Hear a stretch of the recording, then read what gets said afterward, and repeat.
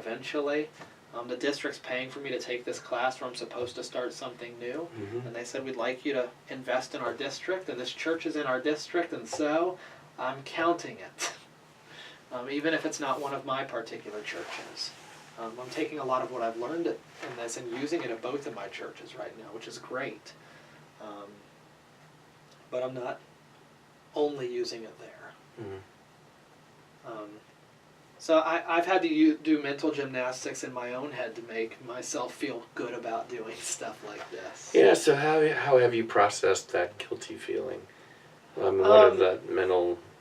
Ron and I, we've been partners in this. Right. And we've really become really close partners in this. And I've had conversations with her about how I felt about this, and she's had conversations with me. And when we started talking about really at this particular church where we knew this pastor wasn't leaving, I said, Ron, I don't know like what my role is here. And so we had a long conversation about this, and I had to think about it. And then I realized that my role here is as somebody who's being paid by the district to take this class.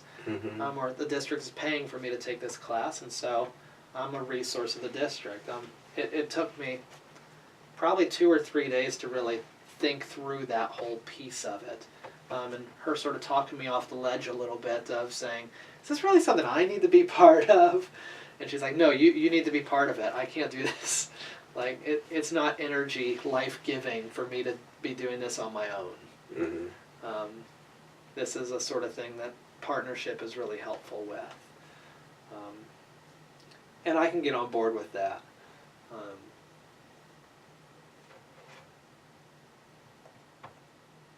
Yeah. Okay. Is anything that you're learning through the CPE experience transferable or Yes. translatable to what you're imagining? It's really, yeah. I think sort of Bowen theory itself is really helpful to be teaching these students, especially when they're working with people that they might not exactly line up ideologically or politically or any other way with. Bowen theory has really helped me in that. I mean, we learned Bowen theory when we were in seminary, which is one way that was helpful with contextualization. But I think if Bowen theory is able to be put in a way of understanding your context when you're not exactly like your context, it helps you to maintain your self, but stay connected still. In a lot of ways. So that's one way I could definitely see it connecting with a lot of these students. And a lot of it also is, this is exploratory.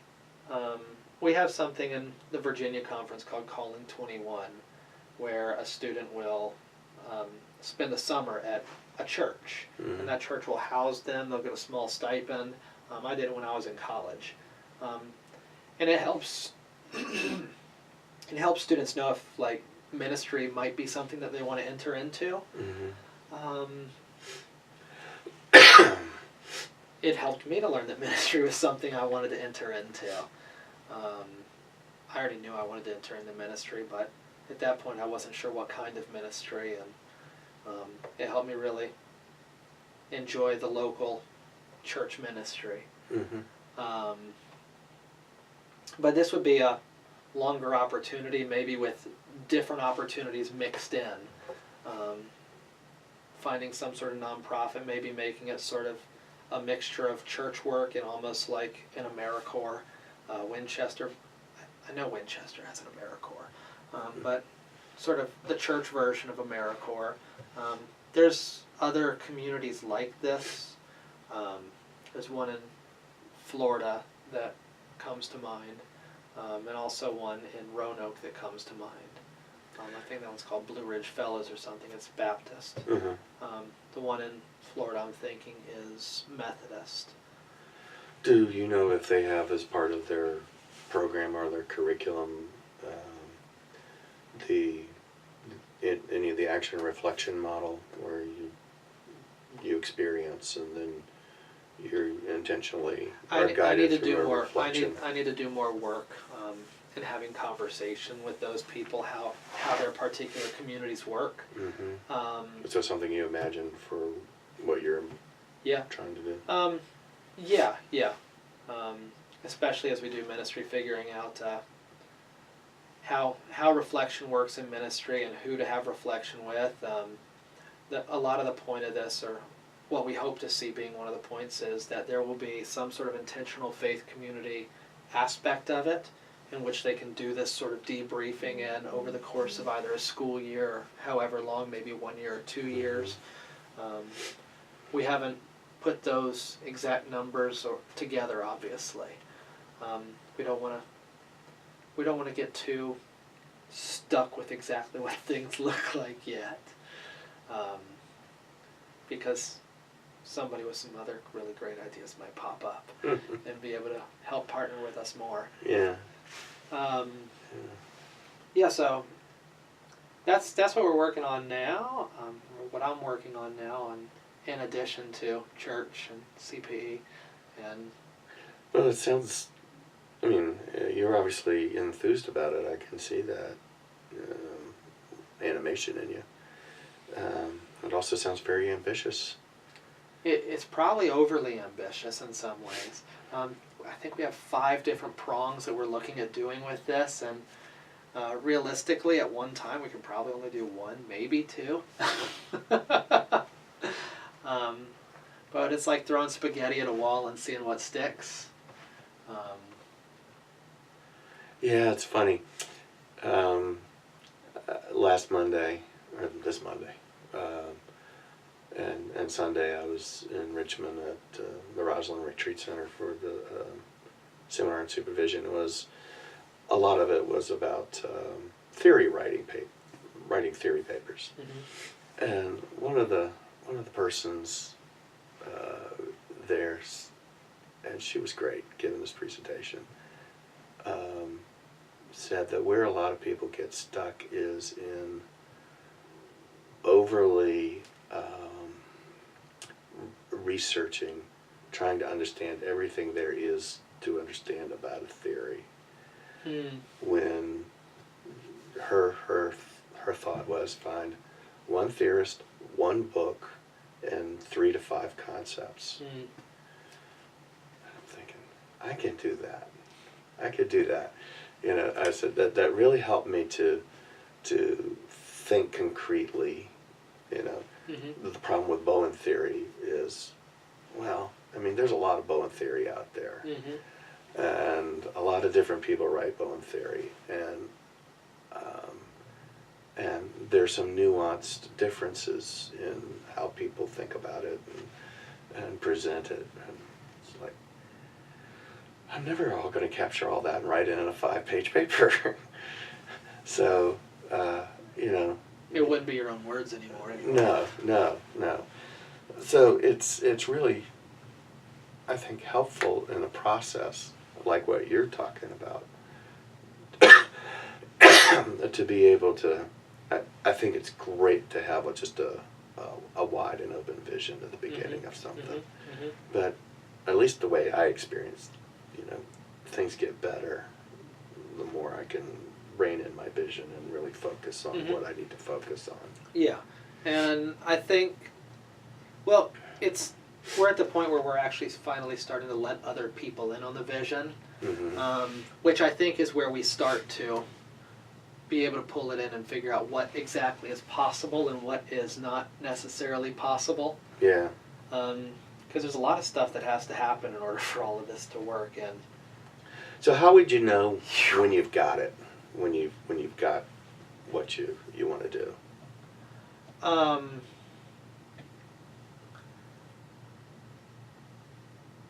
That question depends on a couple different things. There's multiple ways it can go. It can either be the church we're working with right now says go for it. We're behind you. We want to do this, and then and at that point we've already gotten our vision down more. Okay. Really, the 5 prongs are to take half of their church building and to use the basement for a co-working space with a commercial kitchen, use the third floor of this building and turn it into an intentional living community with rooms and with basically communal apartments. Use the sanctuary in this church for concert venue space, start this sort of fellows or launch year, whatever you want to call it, sort of those 5 prongs. Mm-hmm. And some of those are ways that we can be partnering with the university better, maybe through having this fellows program be a part of the actual university's Christian leadership curriculum, where the students would live there. Part of the partnership with the school is maybe using that sanctuary as downtown concert venue, because the university, they don't have a downtown concert venue, which would be a really great asset to them. A way to partner with the community would be through a co-working space or communal working space that could also be somehow turned into fellowship hall space for the church, or remain fellowship hall space for the church, but also be turned into maybe after school sort of evening sort of stuff, and still be available for after co-working hours are over and on Sundays. That would be one of the tricks with the whole co-working space setup. So we have sort of a defined vision of what we would like to see right now, and I'm comfortable with where we're at. What would help us know where our vision is when we start to see where the money is, first off, where the resources are going to be, and where the buy-in is from the church, the United Methodist Church, and the university. Okay. We have buy-in from all 3 of them tentatively, but I don't know if all of them know what, or whether they're all clear on exactly what they want out of partnership yet. So we need to really have a clear vision of what their understanding of partnership is before we go into this. And when we understand what their partnership is, I think we can understand what Rhonda's and my roles are, whether we're paid to do part of this, or whether this is just something we're sort of helping out on the side with, whether we're appointed to this place, whether we're making new appointments for ourselves somehow, and accidentally playing bishop for a few years. So there are ways in which we have whittled it down a lot. Okay. But it's going to take more of that convergence that we're starting to see come before we can know where exactly we're at with that vision. Because a lot of the changes we're talking about making, we're talking about probably $700,000-800,000 that we need to find. You don't have to have $800,000 on you, do you? I might have $7 on it. That's a good start. I only need to find 100,000 more people like that. But a lot of it has to do with where we can find our resources and where we can define what our partnerships are. Okay. Before we can actually have our vision completely set. Yeah. Okay. So there are some very concrete things that need to happen. Okay. Well, I have to get ready for Sean. Apparently he's going to have fun with you today. He sent text messages earlier.